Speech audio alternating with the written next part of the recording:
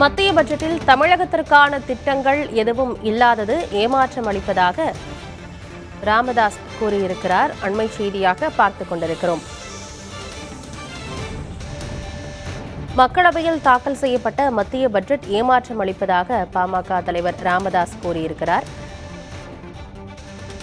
2024-2025 மத்திய பட்ஜெட்டை இன்று மத்திய நிதியமைச்சர் நிர்மலா சீதாராமன் மக்களவையில் தாக்கல் செய்தார். அது தொடர்பாக பல்வேறு கட்சியினரும் தங்களுடைய கருத்துக்களை தெரிவித்து வருகின்றனர். அந்த வகையில் ஏற்கனவே காங்கிரஸ் கட்சி தனது கருத்தை தெரிவித்திருந்தது. அது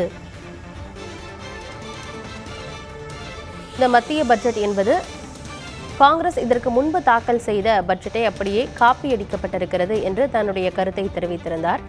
இந்நிலையில் அதன் தொடர்ச்சியாக பாமக தலைவர் ராமதாஸ் தனது கருத்தை தெரிவித்திருக்கிறார். இந்த மத்திய பட்ஜெட் ஏமாற்றம் அளிப்பதாக தெரிவித்திருக்கிறார். குறிப்பாக தமிழகத்திற்கான திட்டங்கள் ஏதும் இல்லாதது ஏமாற்றம் அளிப்பதாக அவர் கூறியிருக்கிறார். பாமக நிறுவனர் ராமதாஸ் இதனை தெரிவித்திருக்கிறார். அண்மை செய்தியாக பார்த்துக் கொண்டிருக்கிறோம்.